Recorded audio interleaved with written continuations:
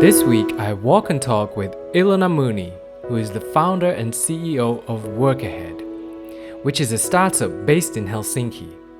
And their mission is to utilize technology to empower workers in the international supply chain. I'm here now with Miss Ilona Mooney. Hello! From Work Ahead. And Ilona, where are we? We are just outside Maria 01. This used to be a hospital, but City of Helsinki converted it to a beautiful space for startups. And tell us where you are taking us. What are you showing us today? So, on this beautiful sunny day. We're gonna take a little walk just to the beach. This is maybe one of the nicest beaches in Helsinki because it's like an urban beach. We had to go through the cemetery, so this is what we always joke about. We're so close to dying as a startup, and there's just a cemetery to remind you of that, but go through to the other side. So one of the most prominent startup places in Helsinki is right next to a cemetery. That's true. So there's life and death. Yes. They're very present. The circle. Reminds us of living. Yeah.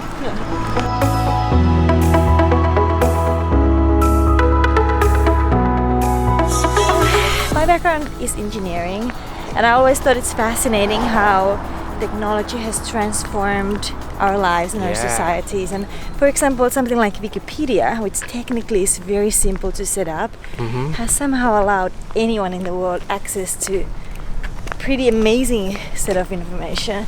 So I am fascinated with that kind of innovations that are very powerful and in a way very simple. Yes. And it always made me curious that about half the world lives in poverty. Yes. Is it half? Well, it's of course this big debate. How do you even define what's poverty? Right. So this is like if you live on $2 or less a day, even if you live in a more cheaper country, it's not a lot of money. Yeah, there's a lot of different numbers, about half, sometimes more. I mean, I've seen numbers where it's 80%.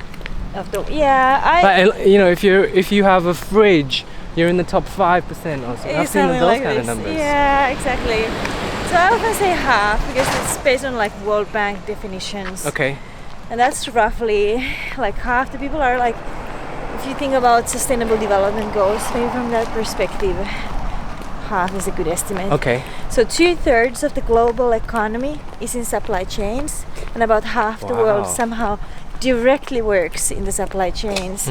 So in some ways, when we close our eyes to how we're buying and who do we work with, we are part of that, like part of the problem of having half the world live in poverty and suffering from like very basic things that would be easily solvable. So I think the role of technology in creating transparency and trust along these relationships and being able to know how what you buy influences someone else's life is very powerful. Okay, so let me just recap. One of the causes of poverty is that it's in supply chain management. It's not done well, or there's information that isn't passed on. Well, at the moment it's just very hard to find this information, so you often don't even know who's your second tier. So in supply chains you often speak of tiers, so the first partner you work with is tier 1, and then those people who supply to those people are tier 2, and so on. So you only care, people are only, they care about the immediate tier that they're working with. Well, they, in a way, maybe they care about more, but typically it's very hard to reach the other tiers and hard to know what's going on. Yes. So in a way, maybe it is easier to close your eyes. Yes. Sometimes it is easier, but it's important for us to remember that closing our eyes and pretending doesn't actually change anything.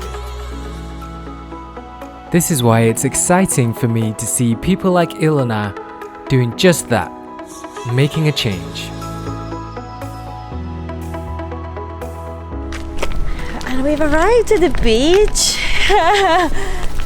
It's beautiful and empty And here. it's empty, look at this. It's August, so I guess that's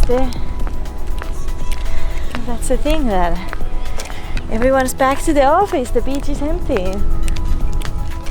We continue the walk in part 2, where me and Ilona discuss the importance of personal branding in today's workplace.